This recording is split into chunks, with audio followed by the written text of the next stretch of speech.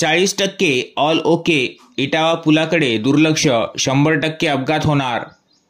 पुसद नागपूर रस्त्यावरील इटावावाड येथील मोठ्या पुलाचे काम सार्वजनिक बांधकाम विभाग पुसद यांच्यामार्फत करण्यात येत आहे। सदरचा पूल यापूर्वी एकेरी होता, परंतु तो 50 वर्षे जुना असताना त्याला पाडून पुलाचे रुंदीकरण व उंची वाढविण्याऐवजी त्याला तसेच ठेवून रुंदीकरण करण्यात आले होते। यावर हिंद न्यूजने जुन्या पुलाला भेगा पडल्या असून नवीन रुंदीकरण सुद्धा निकृष्ट दर्जाचे असल्याचे स्पष्ट केले होते। आता परत पुलाचे काम सुरू असून पुलाचा एक भाग पाडण्यात आला आहे आणि एका बाजूने वाहतूक सुरू ठेवण्यात आली आहे।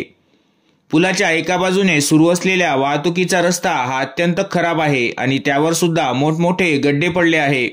त्यामुळे वाहतुकीस त्रास होत आहे आणि अपघात होण्याची 100% शक्यता सुद्धा आहे आणि याआधी अपघात सुद्धा घडले आहेत।